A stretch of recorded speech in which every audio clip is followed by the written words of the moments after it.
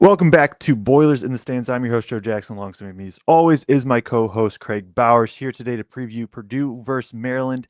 It is a road game, a 1 p.m. Eastern Time tip on CBS, February 1st, which is a Sunday. We're getting a lot closer to March, so first game for Purdue in February. A potential bounce back spot, obviously coming off of a 3 game losing streak. Um, had a little bit of time between Indiana and this Maryland game. Maryland comes in 8-12 overall, 1-8 in the Big Ten. Their only win being a home win over Penn State. Maryland has not beat a top 100 level KenPom team all season long. That's why, in theory, it should be a good bounce back spot, but obviously Purdue still has to play well to be able to do so. Maryland, their last 2 games, they played at Illinois, lost by 19, and then at Michigan State and lost by 43. So, Kraig, I'll throw it to you. Your thoughts on this game in Maryland and wherever you want to take it. Yeah, it's an interesting time as we look at kind of the schedule and where Purdue sits in it. And I think a lot of times you and I really get in and focus on the other team and specifically how Purdue can attack them or how they're going to have to defend them, all those sort of things. And a Maryland team that just like to put it frankly is not very good. I pull up college basketball analytics and I pull up Ken Palm and I pull up Bart Torvik every time we get ready to do one of these shows. And I think I sent you a text and if you've not been on college basketball analytics before, it like highlights in red the things that teams are poor at and highlights in green the things that teams are good at. And there was like 2 green squares on like the entire page. So it just is what it is. This Maryland team has not been very good this year. Obviously, the loss of Pharrell Payne, which all Purdue fans know very well from his original time at Maryland, and then us playing Texas A&M in the Indy Classic as well was huge because he was averaging 17 and a half points a game, 7.2 rebounds a game. Um, the game that I rewatched, kind of just again to refresh my memory a little bit on some of these players, was the Michigan game where he got hurt, and the team's just completely different with the loss of Pharrell Payne in terms of what they have out there. But I think a team, Joe, as we look at it's a team that when we think about Buzz Williams teams, we never necessarily think about teams that can just shoot the leather off the ball, right? But those teams are always tough. They play with tenacity, they play with a toughness. They usually fight and rebound at a really high level. And one of the few things that they do well is they still offensive rebound at a pretty high percentage and they still get a decent amount of second chance points. But by all accounts, a team that has really, really struggled to shoot the ball. I think in terms of effective field goal percentage, they're 311th in the country. They're 255th from three, and they're 315th in their 2 point percentage. They only have one guy on this entire team that's shooting above 45.5% from the field in general. So it feels like a team that still has kind of that Buzz Williams personality that they're going to fight, they're going to try to play tough, but maybe just don't have the horses to do it this year. Yeah, I mean they were a thinner team in general, and then Payne going down. I mean he's gone down twice this year. He went down early for a game, came back, and then now is I presume out for the rest of the season. And so then he should probably be able to get a medical red shirt and play next year. But yeah, it's just a completely different roster. Like they didn't really have any other like one other true center on the roster, and he's just not really a Big Ten type of player. So now they're having to play small. They're a team that, like you said, just they haven't been good this year. I mean, they've won 11, four, 14 games, 3-11 in their last 14, I think is what that math comes out to. Um, but at the same time, like, and we'll talk about them in a bit, like they do have the personnel and specifically one player who can just go bananas and like can win Maryland any single ball game that he is in. And that would be one David Coit, also goes by Diggy Coits, I believe is how he'll be kind of referenced on the broadcast. We'll talk about him, but yeah, it's a team that not efficient. The rebounding has been improving, which has been good. Defensively, I don't think they get to what they want to do. Also with Payne outs, just kind of a I don't know, like a hodgepodge of players who like all have different talents, but it just hasn't been a cohesive unit at all, I think. Right. And offensively, as we look at this team, They only average 10.6 assists per game in the country, which is 355th in the country. So, a team that you see a lot of guys kind of try to create their own shot or shoot off of a pull up, more so than like what we saw in the IU game, where we were having to constantly watch for cutting action all over the floor, where they do pass the ball around and move it really well. I guess as you talk about this team from an offensive identity standpoint, they actually do jack up a lot of threes. They just don't hit a lot of them. Um, what is their identity offensively? I mean, right now it really is just to like give the ball to Diggy Coit and move out of the way a little bit. Like, so we'll talk about him more in depth in a second, but like just to give the background, he put up within the last he had a 2 game stretch just last week where he put up 30 against USC and then 43 against Penn State. He's put up 31 against Michigan. He's put up 41 against Mount St. Mary's in a game that went to overtime. And he was the only reason why they actually won that game. So he is somebody that can go crazy quickly. Now, obviously, that's me saying it's just him is being a little facetious. Like they in general, it's a pretty heavy pick and roll team where the ball handlers are going to be tasked with a lot of the creation. Like just they don't have the bigs necessarily to really be able to consistently create. They're fine ISOing. Not a ton of off ball movement. The one thing that they do incorporate to some degree is like they will be a team that sets a decent amount of like off ball pin downs, and that is something Purdue has struggled with. Generally, though, it's like a pin down who then gets the ball, like the player gets the ball and then flows into like an ISO or a pick and roll. It isn't always just like flying off pin downs to be able to generate a look there. So, yeah, like that's kind of what they want to do. They want to crash the offensive glass pretty hard if they can, and have done I think like because they've done a good job of converting on second chance points because they're 13.1 second chance points per game, which is 59th, but like they're only 116th in the country in offensive rebounding rates. So they just do a good job of converting when given the chance. And that's kind of what like it is just the reason their assist rate's so low is it is just a lot of go ask these guards to go make plays, which has Right. been a Buzz Williams staple for a bit. For quite a while, right? When we're looking at who this team is defensively, I mean, I think Purdue fans have seen Buzz Williams type teams play in the past. Like I said, we played Texas A&M, but just kind of what are their principles defensively, and which always kind of dictates then what Purdue is going to do offensively. Not a team that necessarily turns over teams at a really high rate, but a team that I think wants to get physical and tough. We've talked a little bit in the last few games about like Purdue needing to match physicality. Are there any concerns there of just like Purdue needs to come out and take that hit and punch back, or what's Maryland going to do defensively? Yeah, I mean they try to be scrappy, and we mentioned Purdue not being physical as of late. Like Purdue is going to have the size advantage, but at the same time, like some of these guys are just they're physical, they're scrappy, and they're willing to get into the fight. Defensively, they'll do Maryland will do a bit of everything. Like they have a zone that they'll play, they have a press that they'll do, and drop back into zone. Now, neither of them have been very effective, and it's not even like they're forcing a ton of turnovers off of the press. It's generally more just kind of token pressure.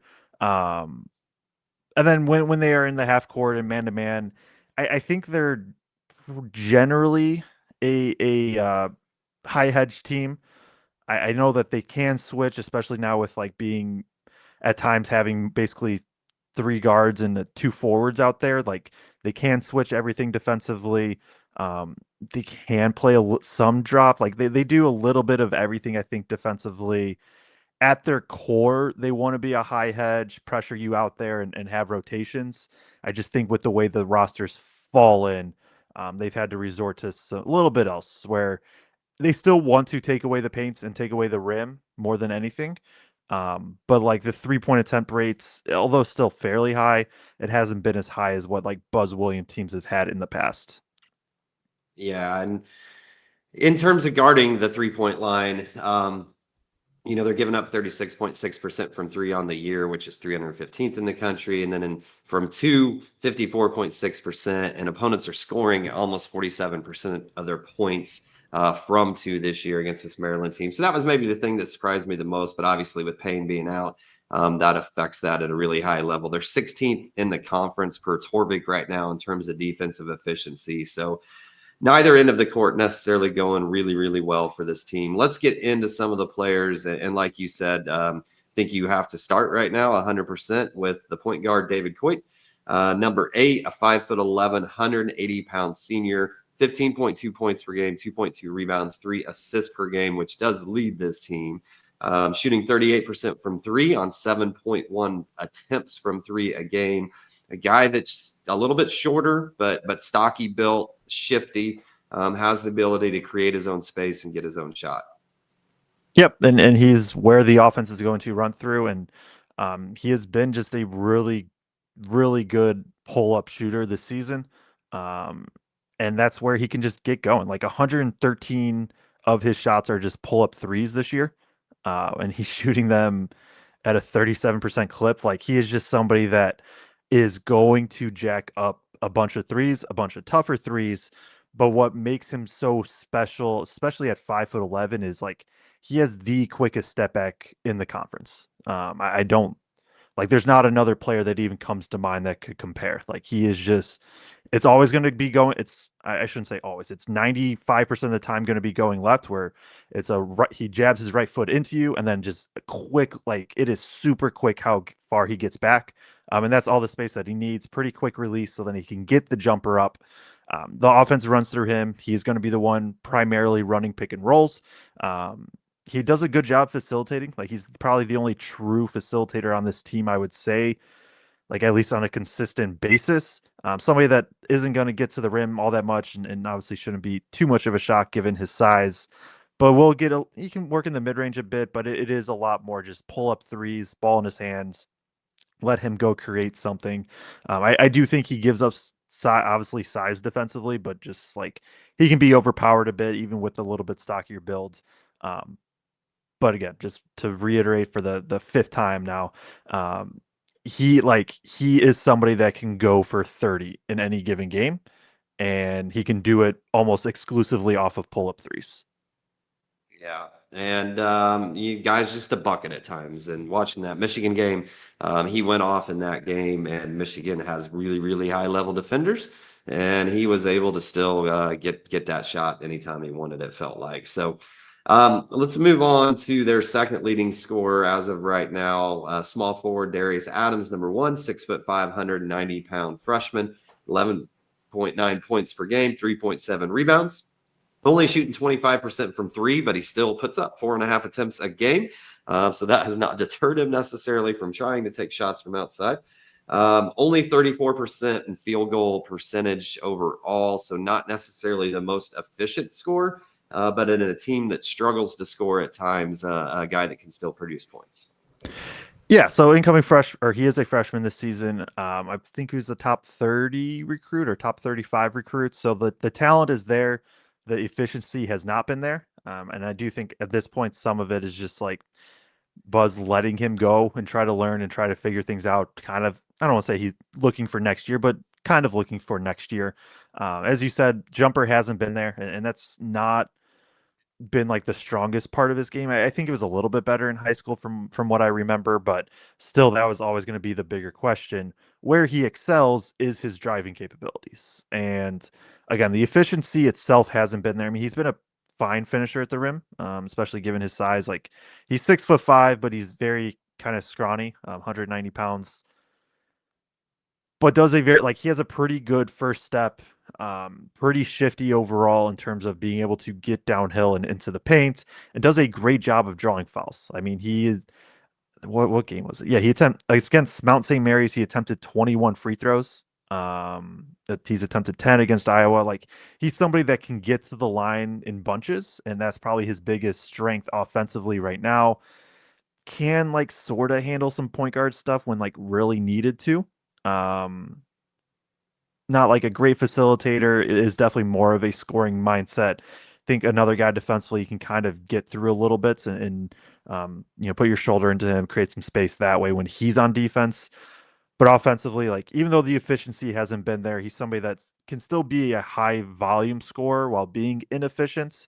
Um, and like has enough talent where he can put it together for any 40-minute stretch. It just hasn't happened much this year. Yeah. Um, and I guess next we can talk about Elijah Saunders, number 13, a 6'8", 240-pound senior. He is the third leading scorer currently on this. Nope, he's the fourth leading scorer. Their third leading scorer actually comes off the bench right now. But he's averaging 9.2 points, 4.4 rebounds. Does shoot 42% from three, though not on super high volume, 3.6 attempts per game. Kind of being forced to play this center role with Payne out right now, right? Yeah, him and we'll talk about Solomon Washington in a sec. Like they've kind of just both been center-ish, but not like neither of them are actually centers. Saunders to me is kind of like a Mason Gillis build of like a he's a little bit bigger than Gillis, but like a stretch four who can be physical, who's gonna scrap some, isn't like the best mover, is kind of a stiff mover. And so like he's not going to be somebody that creates a ton off the bounce or anything like that, but I mean he has shot the ball really well. And if we're looking at like who Purdue has to really worry about for shooters, like obviously Coits, and then Saunders is the other one where he can stretch the floor and really space you out that way. Hasn't been a great interior finisher. And when he has to defend bigs, like I don't think that's gone super well either for him or Maryland. But his somebody that's just I don't know been like he's been good enough in his role where like this is kind of what they were expecting from him. I think they were just expecting it to be where he's like the fourth or fifth option and not like the second or third option. And I guess to kind of round out the front court here, at least in terms of who's been starting here recently, which took me back a little bit because I pull up the Ken Palm usage ratings and I was checking the box scores over the last two games and I'm like, are we sure this guy's a starter? Because he only played, I think he played less than 6 minutes in both of the last two games, but started. So George Turkson Jr., number 11, 6'7", 220-pound freshman, 1.5 points, 2.1 rebounds. Like I said, starts, but hasn't played a ton of minutes in the last few games. He struck me as somebody that's really long and springy. At 6'7", kind of has that quick twitch muscle to him. I guess explain the whole starting but playing less than 6 or 7 minutes a game. Yeah, I don't know the specifics because it is Solomon Washington who basically is the starter. Like I don't know if it's just trying to try something new and just see what happens and go from there. Because yeah, Turkson, like you said, he's played 7 or less minutes in the last three games which he started. Previously, he was coming off the bench and actually was playing a lot more than that. He's also somebody that's getting kind of thrown in as this like small ball five, even though he's not really a five. He redshirted last year at Texas A&M and then came over with Buzz Williams this year. Super like athletic, lanky forward where like he fits kind of the molds that Buzz Williams liked at Texas A&M, specifically with like Solomon Washington, who again we'll talk about in a sec, where Turkson's not going to give you much offensively. He's 6 for 14 on twos, 0 of 5 from three, 7 of 14 from the free throw line. Can be physical a little bit, but like not going to be used much at all offensively. Pretty good rebounder. And I do think he's probably a better defender than what he's shown this season just because he's been out of position where I think he can be a good secondary rim protector, has some versatility where long term can probably defend on the perimeter. Maybe he hasn't really had it this year. But yeah, it's just been kind of weird overall for him. Okay. Kind of round out the recent starting group. Isaiah Watts, number 12, 6', 380-pound junior, averaging 5.1 points, 2.3 rebounds, 1.1 assists, only shooting 27% from three on about 3.7 attempts per game, only 33% from the field in general. Yeah, he transferred in from Washington State. He's kind of a higher volume, lower efficiency guy, and the efficiency is dropped even more for him this season. Primarily has been just more of a kind of spot up type guy. Mainly has worked off ball. Like can do a little bit off the bounce, especially getting into some pull up jumpers, and he's comfortable in the mid range. Um, but it's been a lot of just kind of catch and shoot threes, and if not, move the ball. He does have pretty quick hands. I think he's one of probably the better defenders at least perimeter defenders on this team. Maybe not like elites, but good enough. Not really going to facilitate. Like he's, like I said, more truly off ball, but also hasn't shot the ball well. 27% from three this season. He's probably a bit better shooter than what that is. He was 37% at Washington State freshman year, 35% last year. So probably shooting a little bit like a better shooter than what his percentage indicates, but at the same time has been far from lights out this year. Yeah. And I think three guys we need to highlight on the bench, and then after that, if there's anybody else specifically you want to, I'll certainly let you do that. But Solomon Washington, you've mentioned him a few times, so let's go there next. Number 9, 6'7", 220 pounds, senior, 9.7 points a game. Big thing is 9.2 rebounds a game. Just comes across as a rebounder and second chance points type of guy to me. Yeah, I mean, he is big time, just energy guy. He is not going to be afraid to be physical, even if he's going to be undersized against Clough for TKR. He'll probably be on TKR would be my guess. Um, isn't going to like handle the ball much. Is somebody that's going to spot up more offensive rebounds. Like the efficiency is not there offensively, but does a great job crashing the glass. And then like at his peak defensively, he's maybe just like it hasn't shown this year, but one of, if not the best defender in the conference, is like what his peak is defensively. I believe he won SEC Defensive Player of the Year last year. I could be mistaken on that. If he definitely, I feel like was at least a first team all defense type guy in the SEC. Again, it hasn't quite shown this year as much, but like he's a somebody that at 6'7", I like truly trust to defend 1 through 5. And like you say that about players, and like I truly mean it about him. I think there's a scenario where he guards Braden Smith and TKR within the same game, and just with his versatility, he quarterbacks the defense. He understands where all the rotations need to be, and that's kind of why he's able to play so heavy minutes, despite like the offensive efficiency clearly not being there. Okay.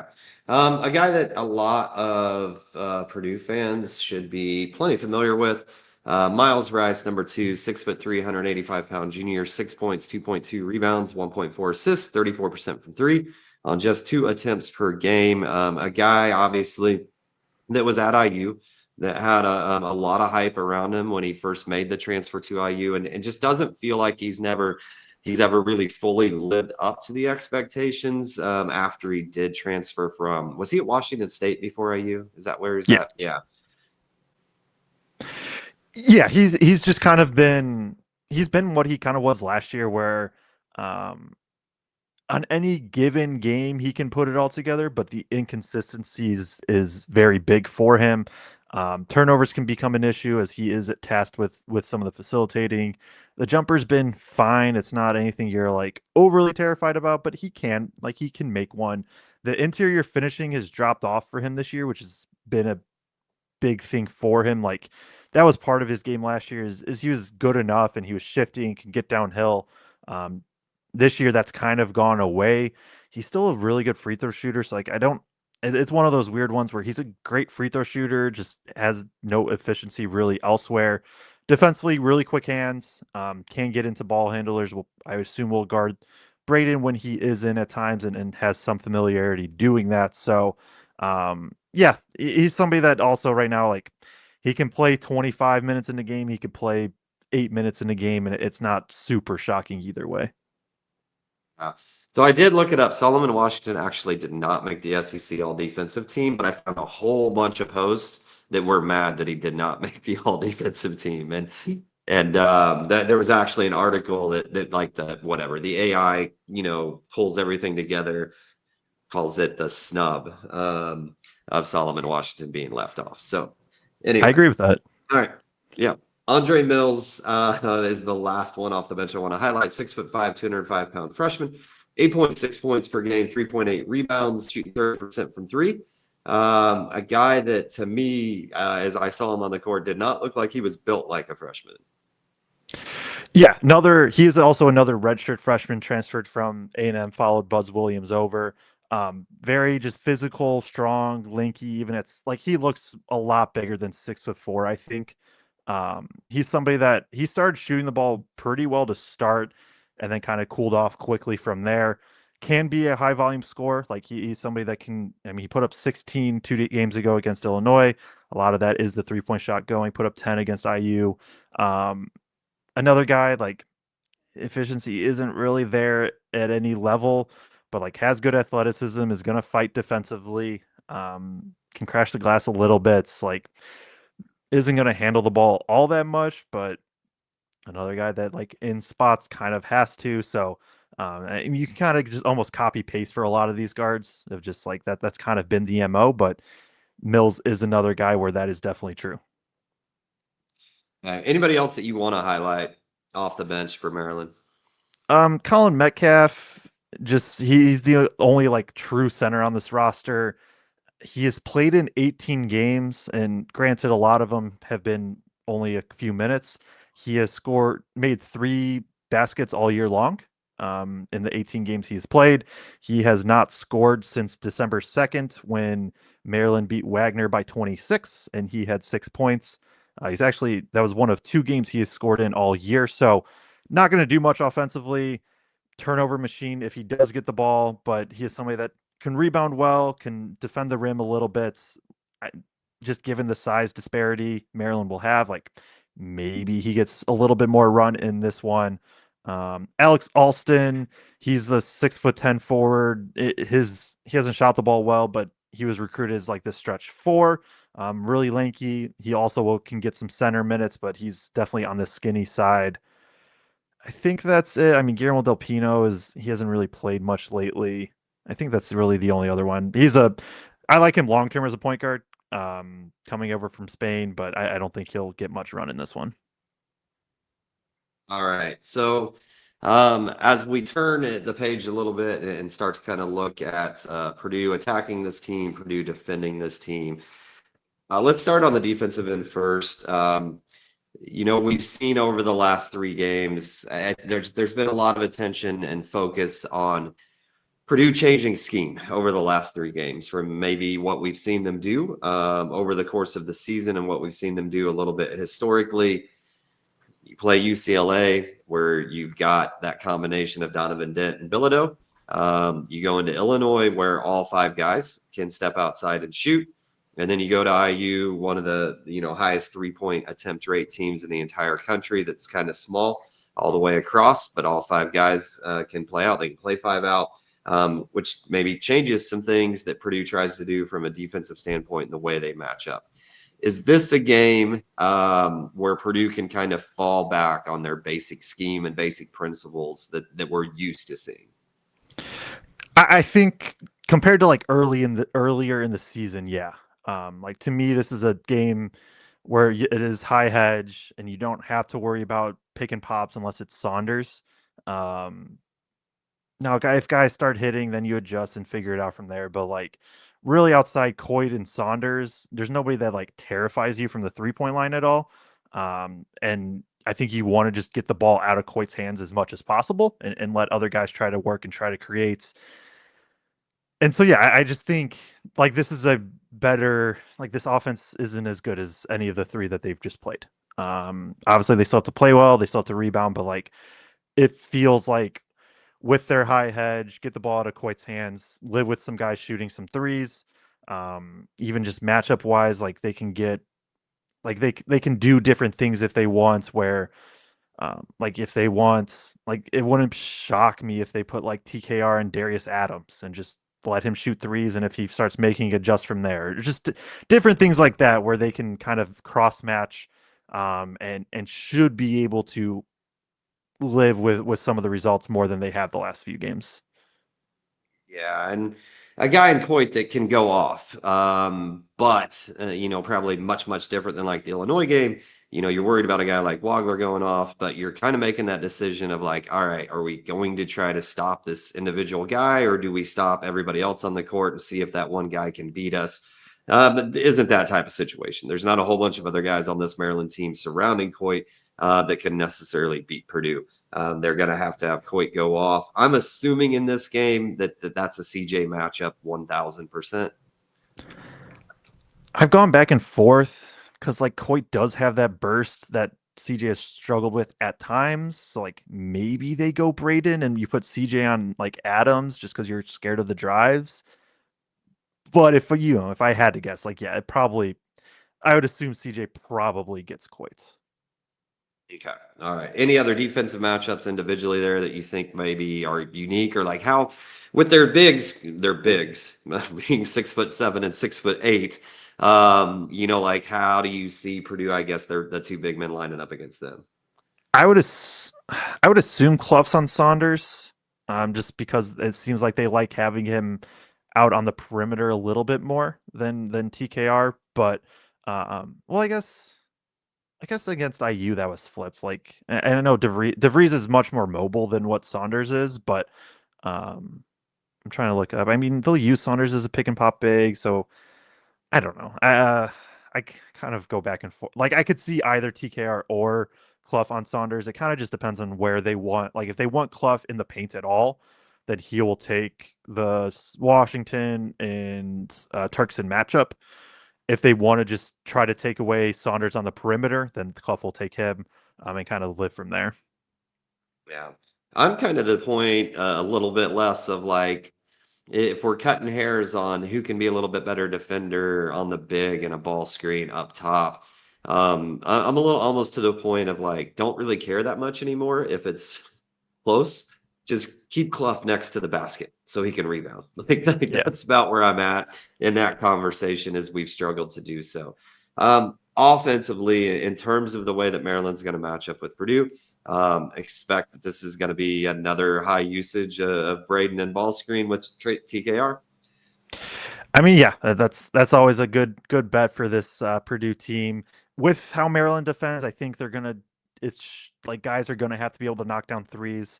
We've obviously talked about Lawyer in depth struggling from three. Like in theory, he should have looks.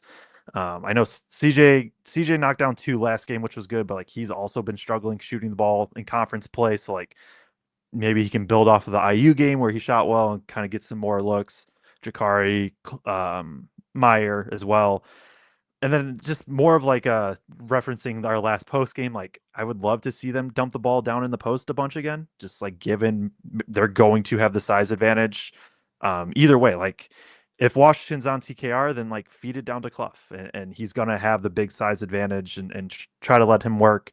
I don't think Maryland's a team that like wants to double the post. But given their size, like they just might have to a little bit. So I would like to see that also a little bit more. Yeah.